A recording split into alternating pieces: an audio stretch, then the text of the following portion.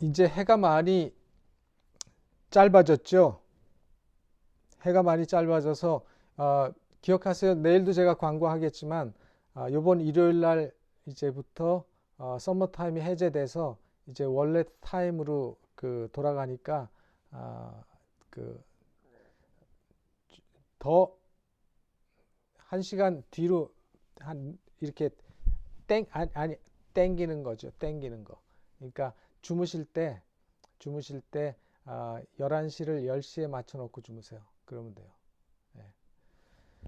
자, 오늘 우리가 함께 볼 말씀은 어, 하나님께서 지난 시간에 여리고성을 하나님의 능력으로 정복하고 무너뜨린 하나님의 백성 이스라엘 백성이 그 놀라운 경험을 통해서 그 마음들이 아주 사기충천하고 큰 감동 속에 기뻐했음을 우리가 보았습니다.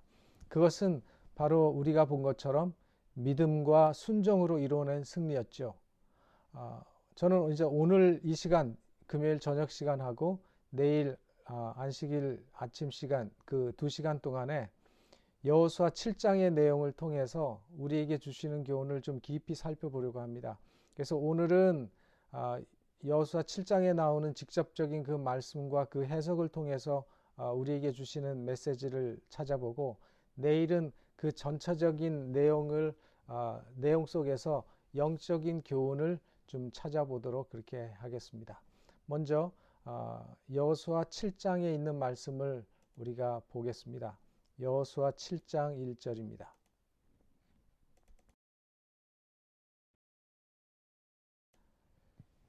이스라엘 자손들이 바친 물건을 인하여 범죄하였으니 이는 유다 지파 세라의 증손 삽디의 손자 갈미의 아들 아간이 바친 물건을 취하였음이라.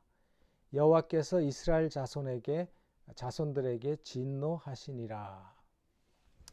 바로 이 말씀이 여호수아 7장에서 아이성을 공격하는 그 내용을 말하기 전에 여리고 성을 정복할 때 하나님의 그 분명한 말씀에 순종하지 않은 한 이스라엘 사람, 여기 이름까지 다 나오죠. 아간이 한 범죄에 대해서 언급하면서 여호수아 7장이 시작되고 있습니다. 바로 6장에 여리고 성을 무너뜨리는 그 영광스럽고 감격스러운 승리 후에 여호수아 7장은 뼈아픈 실패의 역사가 있음을 예표하고 있는 구절입니다. 이스라엘 백성들의 마음속에는 철옹성 같았던 여리고를 무너뜨린 그 감격이 아직도 가시지 않은 상태에 있었습니다. 이스라엘 백성들은 하나님의 엄한 지시를 따라서 여리고에서 나온 모든 금은 보물들을 하나님의 창고에 들였습니다.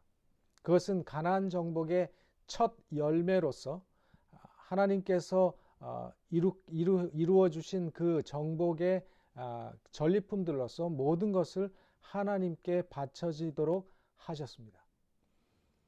그래서 6장 17절로 18절에 보면은 거기 말씀에 나오죠. 6장 17절로 18절에 보면 이 성 가운데 모든 것, 그 가운데 모든 물건은 하나님께 바치되 너희는 바칠 물건을 스스로 삼가하라.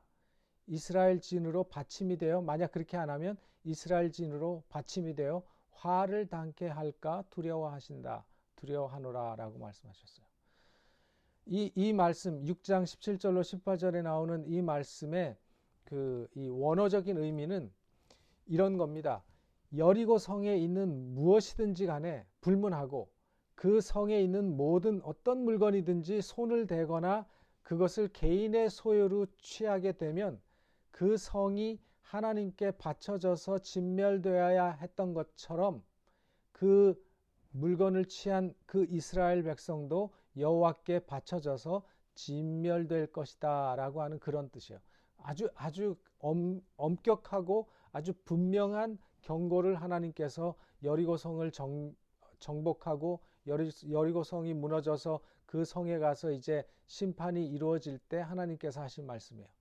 그래서 이제 여리고성이 무너지면서 거기에 화재가 났기 때문에 대부분의 것들은 무너지면서 불에 타서 없어졌어요. 그리고 불에 타지 않는 뭐 은이나 금이나 이런 그런 금속들, 남아있는 것들을 하나님께 드렸죠. 이스라엘 백성들은 그 하나님의 말씀에 아주 엄격하게 순종했습니다. 그들은 믿음으로 하나님의 말씀에 순종할 때 어떤 일이 일어날 수 있는지를 그들의 두 눈으로 똑똑히 목격했기 때문에 그 하나님의 말씀에 대해서도 그들은 아주 엄격하게 받아들였습니다. 이렇게 해서 이스라엘 백성들이 그 여리고성에서 취한 모든 물건을 하나님께 바쳤습니다. 그리고 그들은 사기가 충천했습니다. 어떤 세력도 그들 앞을 가로막을 것이 없다고 생각했습니다. 아직 이스라엘 백성들은 그들의 앞에 어떤 일이 일어날지 아무도 모르고 여호수아조차도 알지 못하고 있었습니다. 이제 바로 여호수아 7장 2절로 5절에 나오는 말씀이 그것을 우리에게 말씀하고 있습니다. 여호수아 7장 2절로 5절에 나오는 말씀입니다.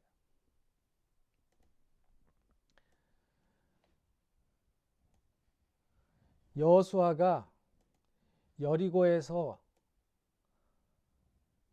사람을 베델 동편 베다웬 곁에 있는 아이로 보내며 그들에게 일러 가로되 올라가서 그 땅을 정탐하라 하매 그 사람들이 올라가서 아이를 정탐하고 여호수아에게로 돌아와서 그에게 이르되 백성을 다 올라가게 말고 2-3천 명만 올라가서 아이를 치게 하소서. 그들은 소순이 모든 백성을 그리로 보내어 수고롭게 마소서 하므로 백성 중 3천 명쯤 그리로 올라갔다가 아이 사람 앞에서 도망하니 아이 사람이 그들의 36인쯤 죽이고 성문 앞에서부터 스바림까지 쫓아와서 내려가는 비탈에서 쳤으므로 백성의 마음이 녹아 물같이 된지라. 이제 이게 바로 여리고 성을 무너뜨리고 나서 그들이 하나님께 감사하며 사기가 충천해 있어서 그 다음 이제 여리고 다음에 그들이 정복해야 될 그 아이라고 하는 성을 정복할 때 일어난 일입니다.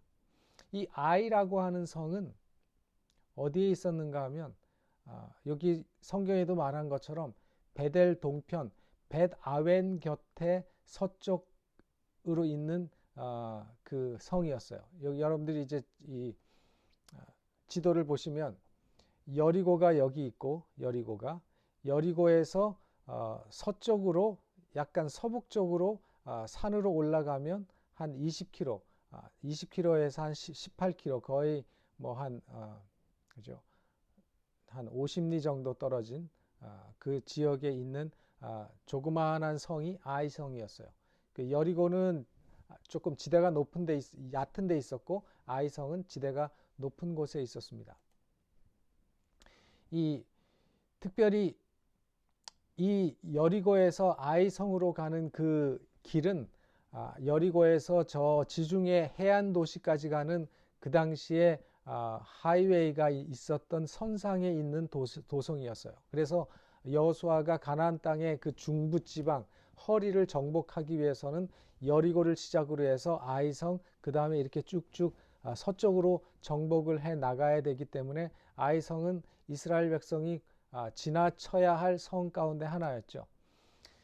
특별히 여러분들이 이 지도에서 보시는 것처럼 여리고는 해발 고도가 마이너스 240m 저지대에 있었어요. 마이너스 240m 아주 낮은 지역에 있었죠. 근데 아이성은 해발 800m 높이에 있었어요. 해발 800m면 우리 서울의 북한산보다 조금 낮아요. 북한산보다. 그래서 이 마이너스 240에서 800m까지 올라가려면 1000m 이상으로 올라가야 돼요. 그래서 성경에 계속 올라가서라는 표현이 나오고 있습니다. 근데 여러분들도 혹시 등산을 해보신 분들은 아실지 모르겠지만 이 1000m 그러니까 1000m 이상을 계속 올라가는 그런 지형은 굉장히 힘들어요. 올라가기가 그런 고지는 힘듭니다. 옛날 6.25 때 우리 뭐 백마고진이 그 6.25 때 큰 고지를 점령하는 그 작전이 있었을 때 그런 고지들은 대부분 300m, 높아야 400m, 뭐 200m 이런 고지지 800m, 뭐 1000m 되는 고지는 하나도 없었어요. 근데도 200m, 300m, 400m의 고지를 점령하기 위한 그 전쟁은 굉장히 힘듭니다. 엄청난 사상자를 낼 수밖에 없어요. 왜냐하면 지형이 높은 곳에 있는 사람들이 훨씬 밑에서 올라오는 사람들을 방어하기가 쉬워요. 그래서 그런데 이 아이성은 지리적으로 여리고에서 아이성으로 가려면 한 20km 정도 이제 서쪽으로 가야 되는데 그 올라가는 과정이 1000m의 그 알티튜드 고도를 올라가야지 아이성을 만나는 거죠. 그러니까 상당히 힘든 전쟁이죠. 그래서 이 여호수아는 이제 늘 그랬듯이 아이성을 점령하기 위해서 아이성을 공격하기 위해서 정탐꾼들을 보내죠. 이제 정탐꾼들이 아이성을 둘러보고 와서 여호수아에게 준 보고가 무엇이었는가 하면 이 여호수아서 8장 25절에 보면 우리가 아직 8장까지는 안 갔지만 여호수아 8장 25절에 보면 아이성에 거주하는 인구가 그 당시에 12,000명 정도였다 그랬어요. 그러니까 여자와 어린아이, 노인의 수를 빼면 군사의 수가 뭐 몇천 명밖에 안 되죠. 그 아이성은 여리고하고 비교할 때 아주 작은 성이죠. 여리고하고 비교할 때 비교가 안 되는 성이죠. 그러니까 숫자적으로 옛날 고대 전쟁에서는 숫자가 굉장히 어떤 승패를 가르는 큰 영향을 주는 그 요소가 됐는데 숫자적으로 이스라엘이 압도적으로 우위를 차지하고 있는 그런 작은 성이었음에 틀림이 없죠.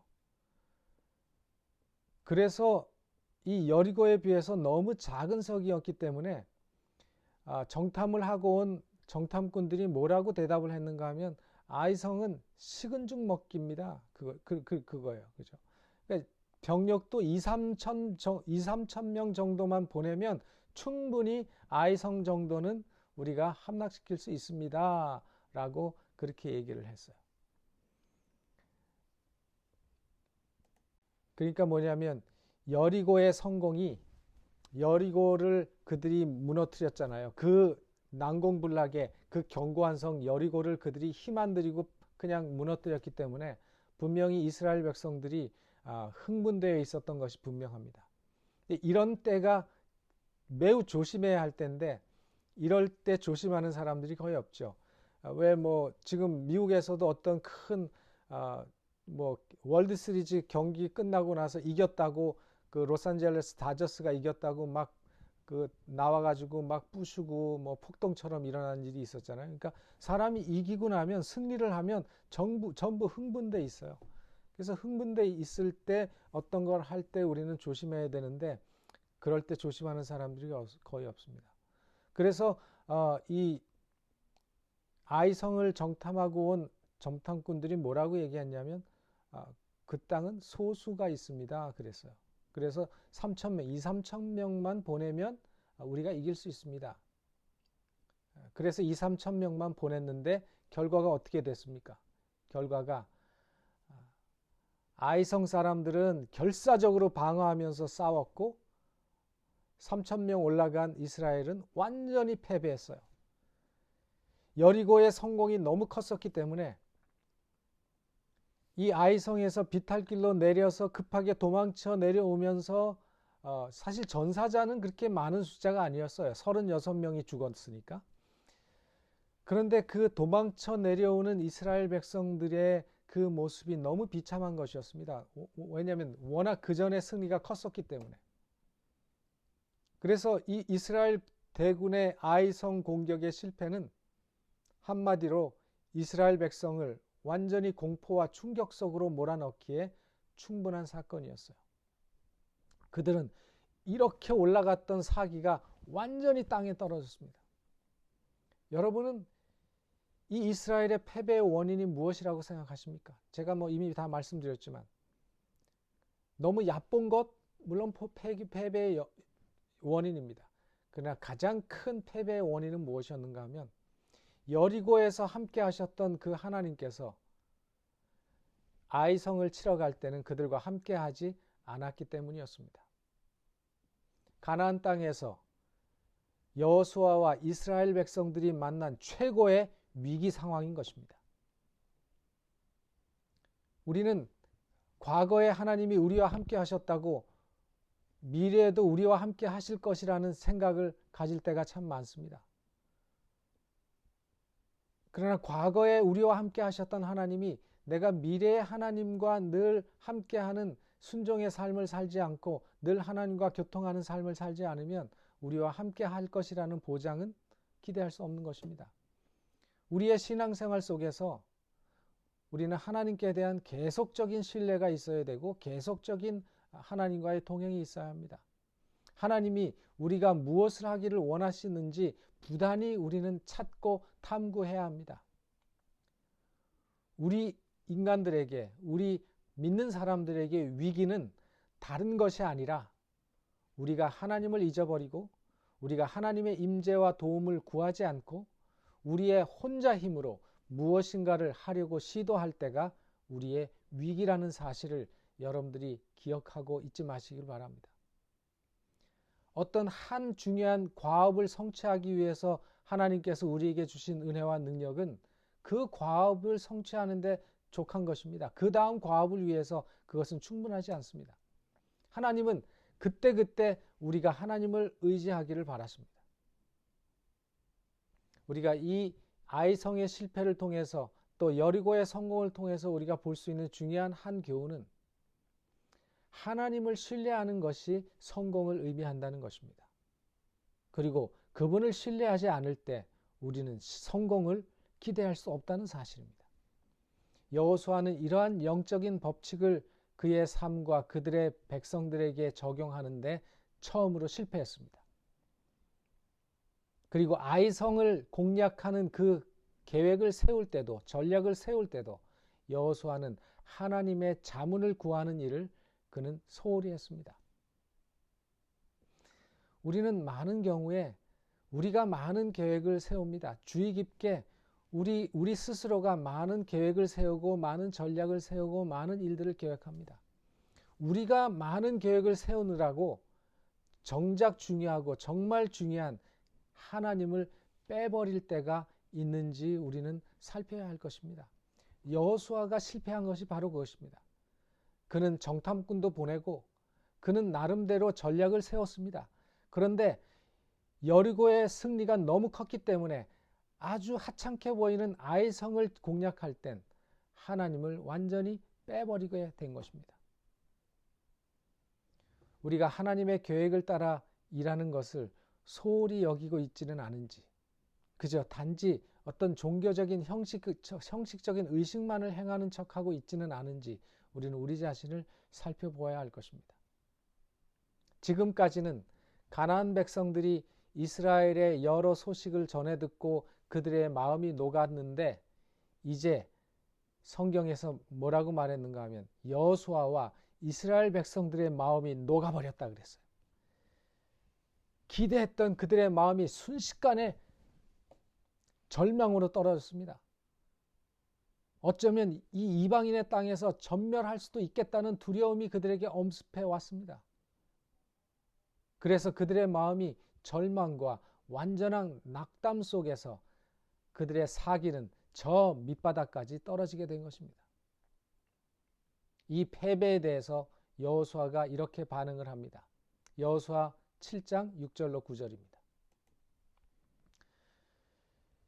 여호수아가 옷을 찢고 이스라엘 장로들과 함께 여호와의 궤 앞에서 땅에 엎드려 머리에 티끌을 무릅쓰고 저물도록 있다가 여호수아가 가로되 슬프도소이다 주 여호와여 어찌하여 이 백성을 인도하여 요단을 건너게 하시고 우리를 아모리 사람의 손에 붙여 멸망시키려 하였나이까.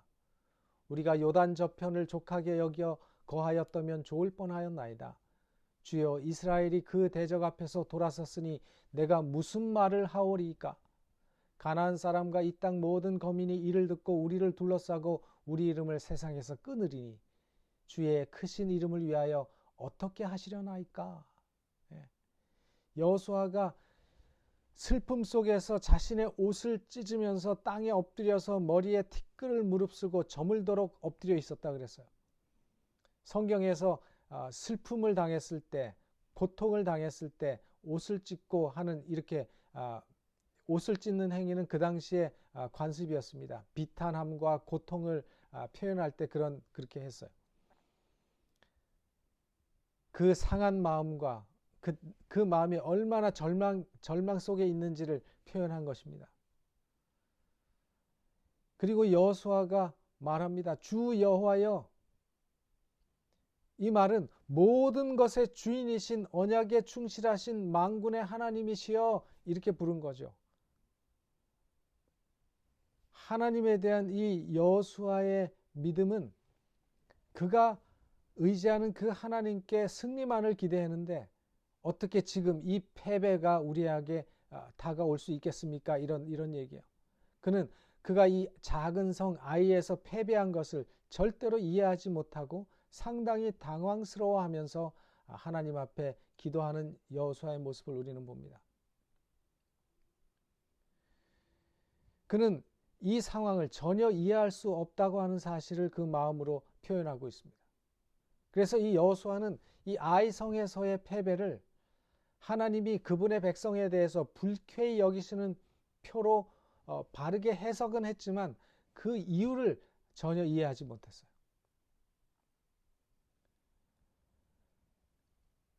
여호수아가 하나님 앞에 드린 말은 잘못됐지만 그러한 위기의 순간에 하나님을 찾고 하나님께 호소하고 하나님께 도움을 구하는, 하나님을 의지하는 그 태도는 우리가 칭찬할 만한 것입니다. 이런 여호수아의 기도에 하나님께서 즉시 반응하십니다.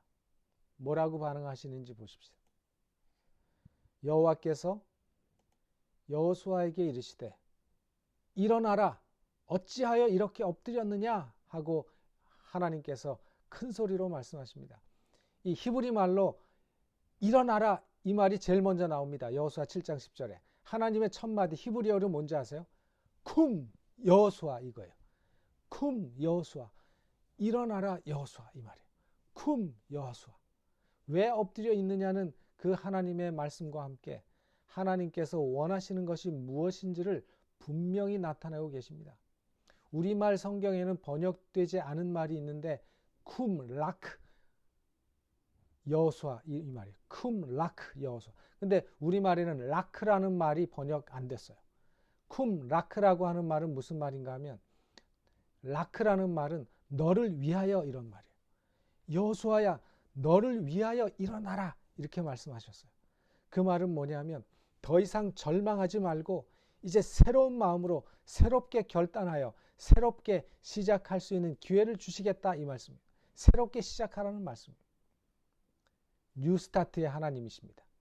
우리가 좋아하는 그 뉴스타트, 기회를 또 주시는 그 하나님, 그리고 문제가 무엇인지를 하나님께서 지적해 주십니다.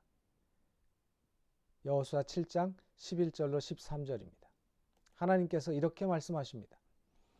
이스라엘이 범죄하여 내가 그들에게 명한 나의 언약을 어기었나니 곧 그들이 바친 물건을 취하고 도적하고 사기하여 자기 기구 가운데 두었느니라. 그러므로 이스라엘 자손들이 자기 대적을 능히 당치 못하고 그 앞에서 돌아섰나니 이는 자기도 바친 것이 됨이라. 그 바친 것을 너희 중에서 멸하지 아니하면 내가 다시는 너희와 함께 있지 아니하리라. 너는 일어나서 이 백성을 성결케 하여 이르기를 너희는 스스로 성결케 하여 내일을 기다리라. 이스라엘의 하나님 여호와의 말씀에 이스라엘아, 너희 중에 바친 물건이 있나니 네가 그 바친 물건을 너희 중에서 제하기 전에는 너희 대적을 당치 못하리라. 그렇게 말씀하셨어요. 하나님께서 지적하신 문제의 핵심이 무엇이었습니까?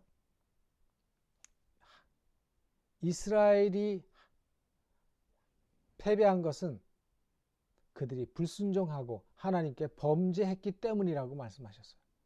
특별히 11절에 있는 말씀을 보면 이스라엘이 범죄했다고 말씀하셨습니다. 이스라엘이 범죄했다. 다시 말해서 패배의 원인은 이스라엘의 죄 때문이라는 것입니다. 하나님의 말씀을 업신여기고 불순종한 것에 있었다는 것을 하나님께서 지적하고 계십니다. 바로 이것이 여호수아가 미처 깨닫지 못하고 알지 못했던 것이었습니다. 제가 이 말씀을 보면서 그 히브리 성경의 원어를 좀 이렇게 찾아봤는데 11절의 말씀 히브리어로 그 원어를 보면 이 외감이라고 하는 말이 5번이나 반복이 됩니다. 이 외감이라고 하는 히브리 말이 무슨 뜻인가 하면 또한이라고 하는 말이거든요. 그리고 또한 이런 말인데 이 한마디 하고 외감 히브리 말로 이 외감이라고 하는 말이 5번이나 반복돼서 나옵니다. 이 말은 무슨 말인가 하면 하나님께서 이스라엘의 문제가 무엇인지를 조목조목 또한 조목조목 지적하고 계신 것이었습니다. 이 단어의 의미를 살펴서 그것을 이제 히브리 말로 다시 한번 풀어서 보면 이렇습니다. 이스라엘이 범죄하였고 또한 내가 그들에게 명한 나의 언약을 어겼고 또한 바친 물건 중에서 얼마를 취하였고 외감 또한 도적질하였으며 외감 또한 속였으며 외감 또한 자기들의 기구 얼마 가운데 두었느니라. 이렇게 표현이 되어 있어요. 그러니까 여호수아가 하나님께서 말씀하실 때 아마도 외감 5번이나 이 단어를 반복하실 때마다 여호수아는 전혀 상상하지도 못했던 이스라엘 백성들의 죄의 심각성을 깨닫고 놀랐을 것입니다. 그리고 6장부터 계속해서 반복되는 하나님께 바쳐진 것, 하나님께 바친 것으로 번역된 이 히브리 말은 헤렘이라고 하는 말인데 이 헤렘이라고 하는 말은 오직 하나님께 구별되어서 드려지지 않으면 완전히 멸절되어야 하는 것을 가리키는 말이에요. 그러니까 헤렘은 하나님께 드려져야지 그 헤렘을 사람이 가지고 있으면 그 가지고 있는 사람이 심판을 당하는 그런 것입니다. 그러니까 이 헤렘에 해당되는 것을 파멸하지 하나님께 바치지 않고 자신의 개인의 용도로 취하게 되면 그 사람이 바로 헤렘이 되는 거예요. 그 사람이 바쳐진 바가 되는 것이에요. 그게 바로 6장에서 하나님께서 내게 바쳐진 것을 너희들이 가지지 않도록 조심하라고 하신 말씀을 말씀하실 때 그 뜻이에요. 다시 말씀드릴게요. 하나님께 바쳐진 것, 하나님께 바친 것을 너희가 취하지 않도록 조심하라고 분명히 말씀하셨잖아요. 그 바쳐진 것이라고 하는 말로 번역된 말이 히브리 말로 헤렘인데 헤렘은 무슨 뜻인가 하면 어떤 것을 헤렘이라고 하는가 하면 하나님께 구별돼서 드려지지 않으면 완전히 없애버리거나 아니면 그것을 가지고 있는 사람들이 멸절되어야 되는 것을 헤렘이라고 했어요. 그러니까 하나님께서는 그것에 대해서 굉장히 엄격하게 말씀하셨죠. 그러니까 하나님께서 바로 이 헤렘의 문제를 해결하라는 것입니다. 그 문제가 가벼운 것이 아니라는 것이죠. 왜냐하면 하나님께서 그것에 대해서 아주 엄격하게 반복해서 말씀하셨고 그것을 끊임없이 경고하셨기 때문에 그렇기 때문에 하나님께서는 여호수아에게 다시 일어나라고 명령하시면서 이 문제를 해결하라고 명령을 하십니다. 그러면서 뭐라고 말씀하셨어요? 너희는 스스로 성결케 하여 내일을 기다리라. 스스로 성결케 하여 내일을 기다리라. 여러분 이 말씀을 통해서 우리가 볼 수 있는 것이 무엇입니까? 하나님께서는 그 백성들에게 다시 회복할 기회를 주시고 계신 것입니다. 하나님께서 패배케 하신 이유는 이스라엘을 회복하기 위한 것이었습니다. 이스라엘 백성들이 죄가 있어서는 안 되는데 그 죄가 있기 때문에 그 죄를 깨닫게 하기 위해서 하나님께서는 이스라엘을 패배케 하셨어요. 그리고 그것을 회복하기를 원하셨습니다. 만약 하나님이 이 백성들을 위해서 계속 싸웠더라면 이겼겠죠. 그렇게 되면 하나님이 그들의 죄를 그냥 인정해 주는 격이 되는 거죠.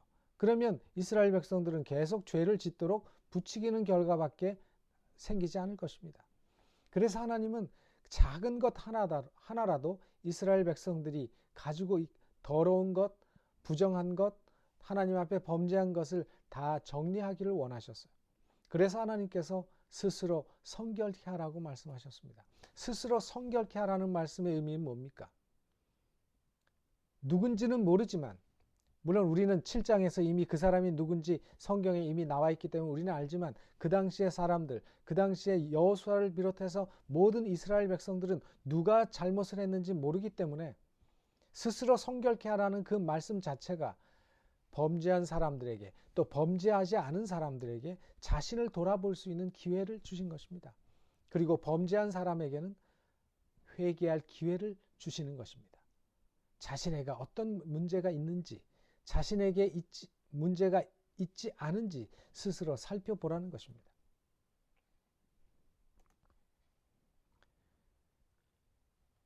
지금 이스라엘 백성들은 매우 중요한 기로에 서 있는 것입니다. 하나님 말씀을 따르고 그들이 회개함으로 다시 거룩한 백성의 지위를 회복하느냐, 아니면 하나님께 바쳐진 것, 그 헤렘을 자신이 취함으로 하나님을 포기하느냐, 그 선택의 기로에 서 있는 것입니다. 이것은 오늘 우리들에게 중요한 교훈을 전달하고 있습니다. 13절에 하나님께서는 너희들 가운데 헤렘이 있다고 지적하셨습니다. 하나님께 바쳐져야 될 그 헤렘이 너희들 가운데 있다고 지적하셨어요. 그리고 그것을 찾아내서 제거하기 전에는 함께 하시지 않겠다고 선언하셨습니다. 하나님께 바쳐진 헤렘을 우리가 취하게 될 때 우리는 모든 것을 잃을 수 있는 큰 위기임을 알아야 합니다. 또한 우리 하나님의 백성들의 삶에 찾아오는 실패의 시간에 주님께서 우리를 향해서 말씀하시는 그 메시지의 가장 중요한 부분이 바로 스스로 성결케 하라는 말씀이라는 사실을 우리는 기억하고 있어야 합니다. 바로 거룩함의 회복인 것입니다. 우리를 살펴보고 내게 하나님 앞에 회개하지 않고 내가 하나님 앞에 범죄한 어떤 문제가 있지 않은지 스스로 살펴보는 시간인 것입니다. 그리고 이것을 위한 회개는 우리의 무너졌던 믿음의 삶을 다시 일으켜 회복시키는 지렛대 역할을 한다는 사실을 우리는 깨달아야 합니다.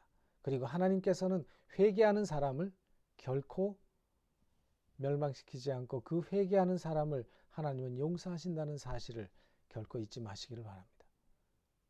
오늘 이 저녁에 이 아이성 공격의 실패의 기사에서 우리에게 말씀하시는 하나님의 교훈을 잊지 않고 우리의 마음에 잘 새겨두시기를 간절히 바랍니다. 하나님은 하나님의 말씀을 읽는 오늘 우리들에게 그 말씀을 통해서 우리가 이 시대에 하나님이 우리에게 주시는 교훈을 우리가 찾아서 취하기를 바라십니다.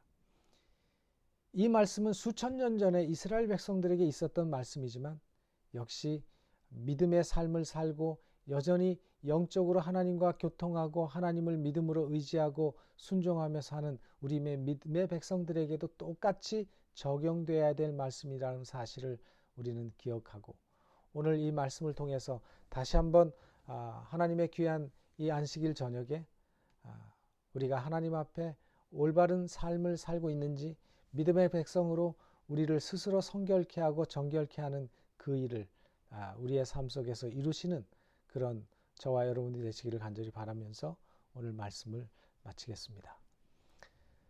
기도하시겠습니다. 하늘에 계시는 저희들의 아버지, 오늘 우리에게 귀한 말씀을 통해서 경고하시고 또 기별을 주시니 감사합니다.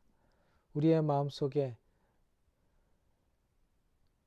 인간적인 눈으로 하나님을 보고 우리의 삶을 생각하고 살아간 적이 많이 있습니다.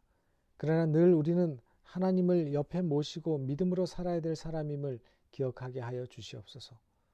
혹시 우리 가운데 하나님께 바쳐져야 될 것을 우리가 스스로 취하여 가지고 있는 것은 있지 않은지 우리가 우리 스스로를 살피게 하시고 하나님 앞에 흠없고 온전한 사람으로 설 수 있는 하나님의 백성들이 다 되게 하여 주시옵소서.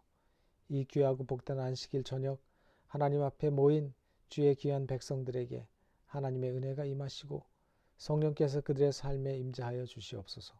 그리고 이 안식일에 주심하고 약속하신 그 놀라운 은혜와 축복이 우리 모두에게 임하여 주시옵소서. 오늘 이 저녁에도 우리와 함께 하심을 감사드리고 또 귀한 저녁 시간 이 안식일에 주신 축복을 따라서 우리가 육신으로 쉬고 또 회복하는 귀한 안식일이 되도록 도와주시옵소서. 예수님의 이름으로 기도하옵나이다. 아멘.